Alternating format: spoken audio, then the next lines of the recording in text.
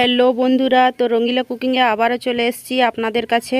তো আপনারা সবাই কেমন আছেন? আশা করছি খুবই ভালো আছেন বন্ধুরা। তো আজকে আবারও একটি রেসিপি নিয়ে এসেছি। তো চলুন রেসিপিটি শুরু করছি। তো এইখানে নিয়ে নিয়েছি সয়াবিন। তো এইখানে আমি সয়াবিনগুলো খুব ভালো করে গরম জল দিয়ে একটু ফুলিয়ে নিয়েছিলাম, আর সাথে নিয়েছি এই প্লেটে আমি 2 চামচের মতো ভাত। তো চলুন আমি পুরোটা দেখাচ্ছি আপনাদেরকে। তো এইখানে একটা মিক্সিং জারের মধ্যে নিয়ে নিচ্ছি সয়াবিন। তো আমি সয়াবিন আগে থাকতেই জল দিয়ে ফুলিয়ে নিয়েছিলাম। তো 10 টাকা প্যাকেটের সয়াবিন হলেই হয়ে যাবে। তো এইখানে আমি 2 থেকে 3 চামচের মতো দিয়ে দিচ্ছি ভাত।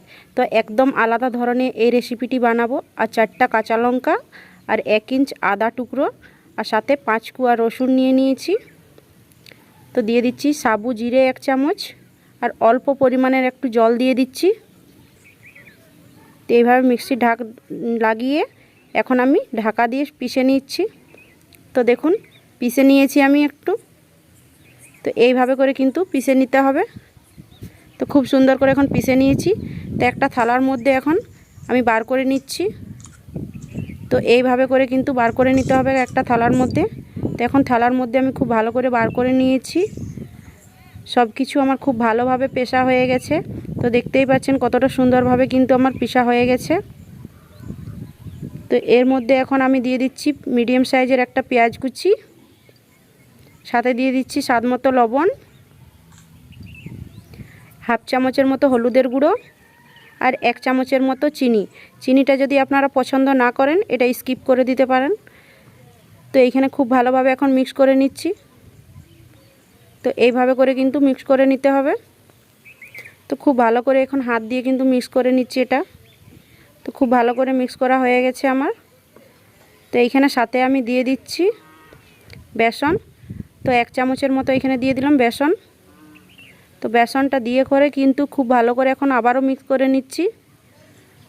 তো অবশ্যই বেসনটা দেবেন, বেসনটা দিলে বাইন্ডিংটা খুব ভালোই হবে। তো এইভাবে করে বেসনটা দিয়ে নিয়ে খুব ভালো করে মিক্স করে নিয়েছি এখন। তো এখন চলে এসেছি কড়াইয়ের দিকে। কড়াই আগে থাকতেই গরম হয়ে গেছে। তো কড়াইয়ের মধ্যে দিয়ে দিলাম আমি এখানে তেল। তো আমি সাদা তেল ব্যবহার করেছি, আপনারা চাইলে সরষের তেলও এই রেসিপিটি বানিয়ে ফেলতে পারবেন। তো এই রেসিপিটি একদম কিন্তু আমি আলাদা ধরনের করে বানাচ্ছি। তো অবশ্যই পুরো ভিডিওটা আপনারা দেখুন। তো এইখানে এইভাবে একটু গোল গোল করে একটু চ্যাপ্টা করে তেলের মধ্যে এখন ছেড়ে দিচ্ছি। তো এইভাবে করে চ্যাপ্টা চ্যাপ্টা করে একটু তেলের মধ্যে এখন ছেড়ে দিচ্ছি একটি একটি করে। তো এইভাবে করে ছেড়ে দিয়েছি। তো এই রেসিপিটি আপনারা একবার হলেও বানিয়ে দেখুন, খেতে কিন্তু একদম অসাধারণ লাগবে। তো হালকা করে এখন উল্টে নিচ্ছি। তো এইভাবে করে উল্টে পাল্টে নিতে হবে। তো দেখুন একবার খুব ভালো করে পল্টে নিচ্ছি এইখানে। তো এক সাইডটা আমার খুব ভালো করে এখন লাল হয়ে ভাজা হয়ে গেছে। তো আবারও এক সাইডটা আমি উল্টে নিচ্ছি। আবারও এক সাইডটা লাল করে কিন্তু ভেজে নিতে হবে। তো খুব সুন্দর করে লাল লাল করে এখানে ভাজা হয়ে গেছে কিন্তু।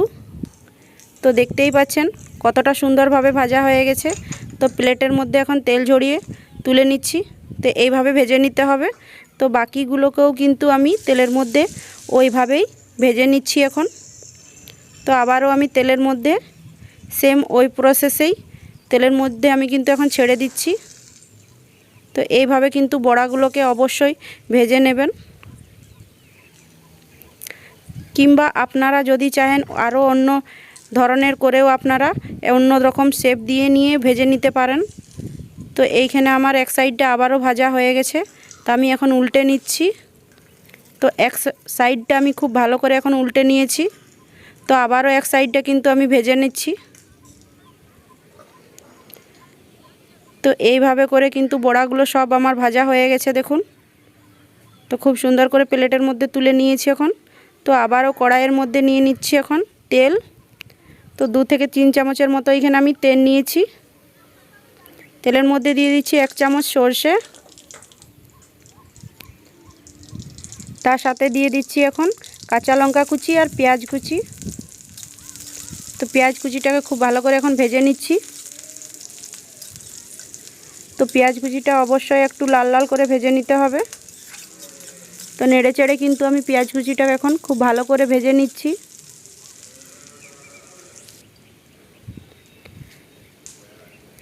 তো এখন দিয়ে দিচ্ছি 1 চামচের মতো গ্রেট করে রাখা আদা কুচি আর 1 চামচ রসুন কুচি দিয়ে নিয়ে এখন ভেজে নিচ্ছি।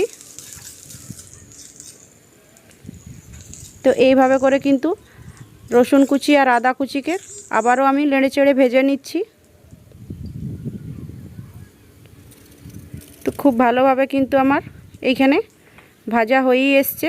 তো 1 চামচের মতো জিরে গুঁড়ো, 1 চামচের মতো ধনে গুঁড়ো দিয়ে দিলাম, আর কাশ্মীরি লাল লঙ্কার গুঁড়ো 1/2 চামচ, আর সাথে 1/2 চামচের মতো হলুদ গুঁড়ো আর স্বাদ মতো লবণ, অল্প পরিমাণে একটু জল দিয়ে এখন মশলাগুলোকে ভেজে নিচ্ছি।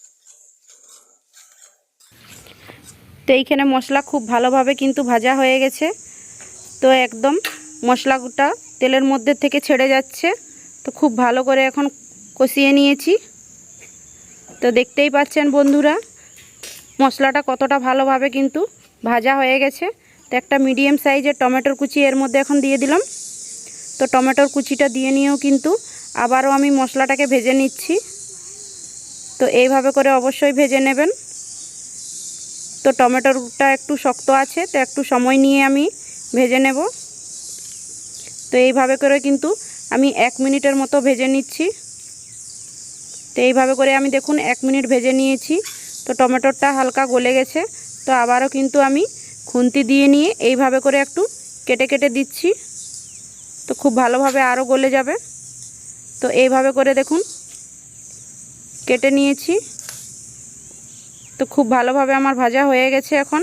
তো পরিমাণ মতো দিয়ে দিচ্ছি এখানে জল। তো জলের ঘনত্বটা আমার এতটাই দেব আমি। তো আমার জলের পরিমাণটা লেগেছে 2 থেকে 3 কাপের মতো। তো 2 থেকে 3 কাপ আমি জল নিয়ে নিয়েছি এইখানে। তো আপনারা আপনাদের পরিমাণ মতো জলটা দেবেন। তো একবার ফুটে যাওয়ার জন্য আমি একটা ঢাকন দিয়ে 2 মিনিট ঢাকন দিয়ে সিদ্ধ করে নিচ্ছি। তো দেখুন ঢাকনটা খুলে দিচ্ছি, 2 মিনিট হয়ে গেছে। তো দেখুন খুব ভালোভাবে কিন্তু ফুটে গেছে আমার।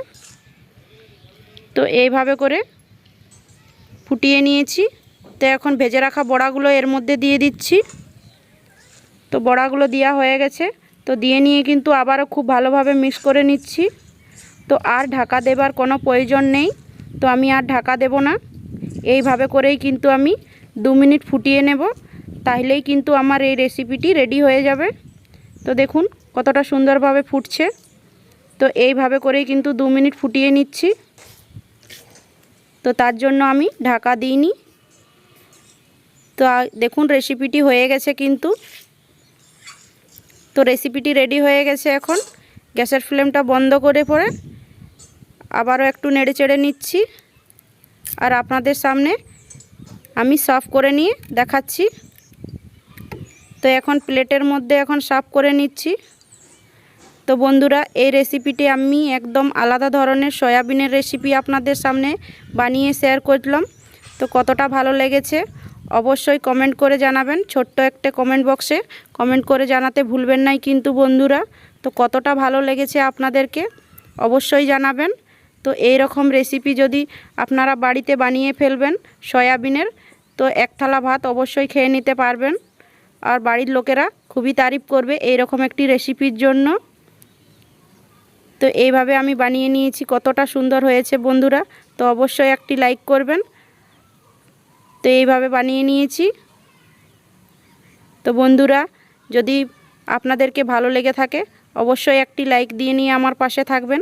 তো পরবর্তীকালে নতুন নতুন ভিডিও আপনাদের সাথে শেয়ার করব বন্ধুরা।